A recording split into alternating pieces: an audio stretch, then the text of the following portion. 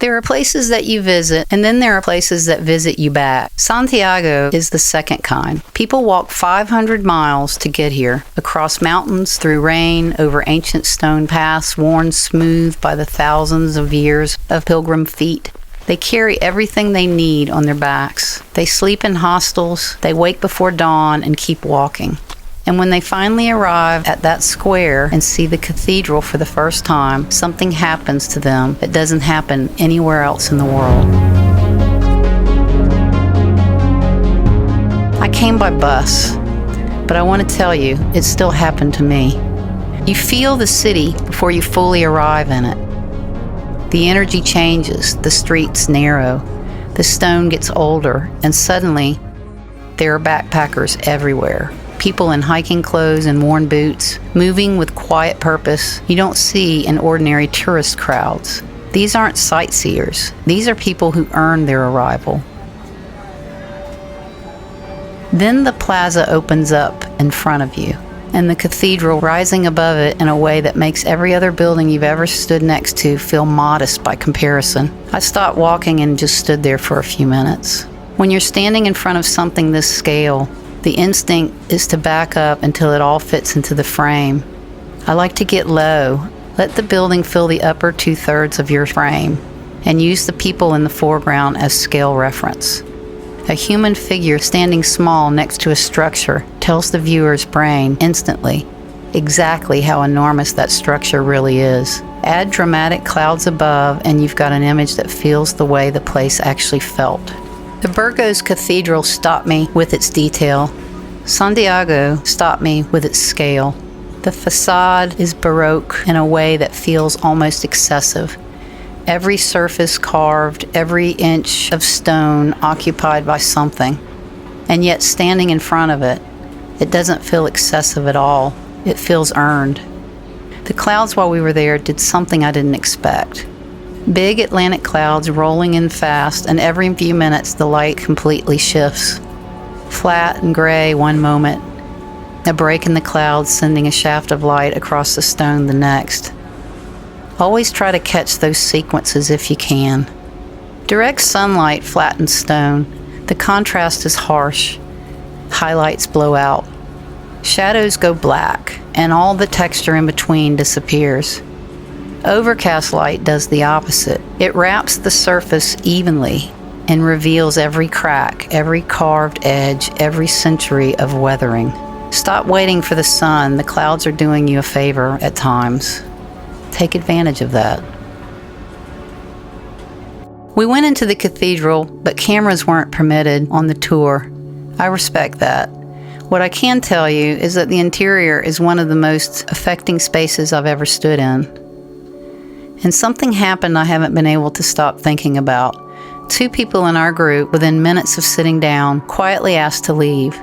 Both said the same thing independently, that they felt uneasy, that something about being in that space made them deeply uncomfortable in a way they couldn't explain.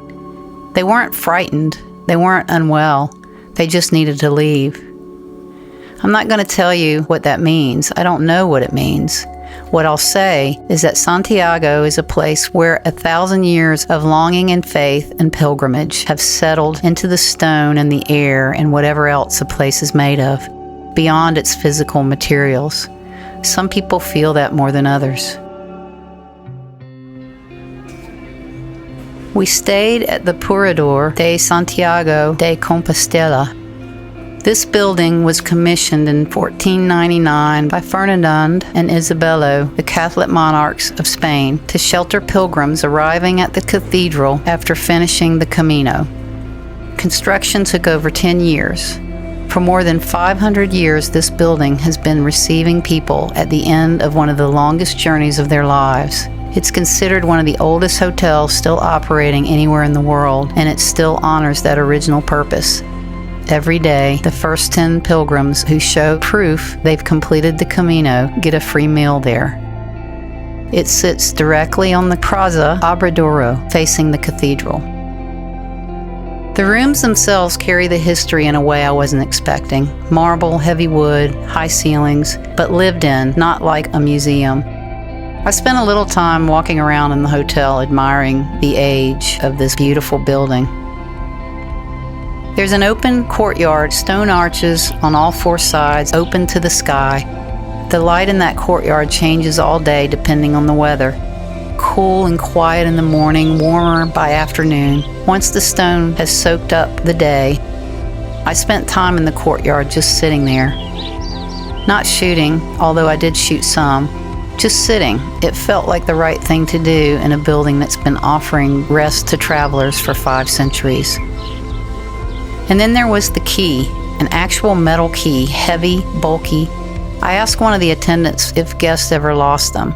She said yes, and that it was expensive when they did. I held onto mine very carefully. Outside the cathedral square, the city has its own quieter life happening. Narrow streets, shops, restaurants, stone archways that have sheltered people from the rain for centuries. And in the windows, octopus, Pulpo a la Gallega, is heavily associated with pilgrimage. It's boiled, sliced, and drizzled octopus with olive oil, paprika, and served on a wooden board. It's one of the defining dishes of this region, fresh from the Pacific coastline. What I kept coming back to as I walked was the people, not the architecture, not the food, the people. The pilgrims who'd been walking for weeks, tourists who flew in that morning, locals going about their day, all sharing the same square, the same stone, worn smooth by every kind of foot for thousands of years. It doesn't matter how you arrived, you're here now. That's what counts.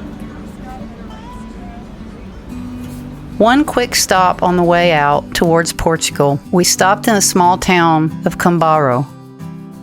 We weren't there long, just long enough to stretch our legs and grab something cold. I sat by the water with an ice cream and watched the coastline for a few minutes before we moved on.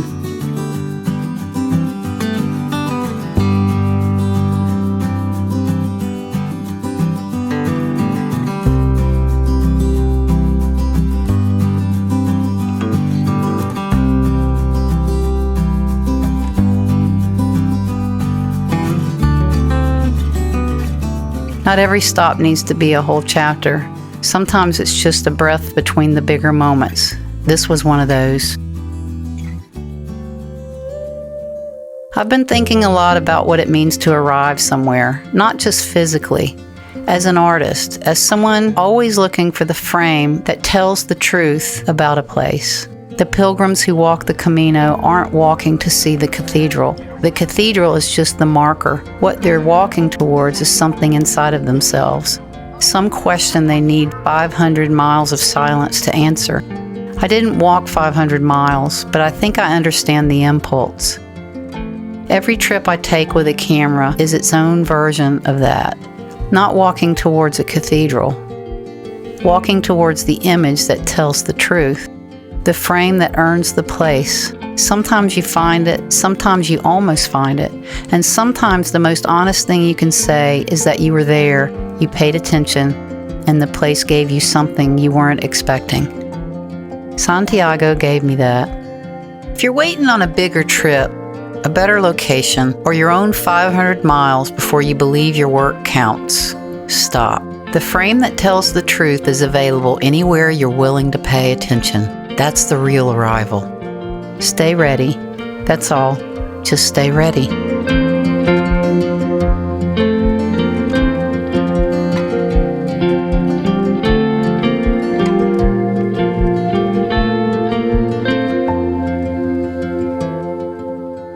Next week we cross into Portugal, Porto and the Douro Valley. Tile facades, port wine cellars, one of the most visually distinctive cities in Europe. Tour options for Santiago are linked in the description below through my travel partner. My free field guide, Stop Shooting, Start Seeing, is also in the description. Use code SPAINVISION, all caps, and it's yours for free. If something in this video stayed with you, leave a comment. I read every one. Thank you for being here. Go find the light in your corner of the world. I'll see you next Friday.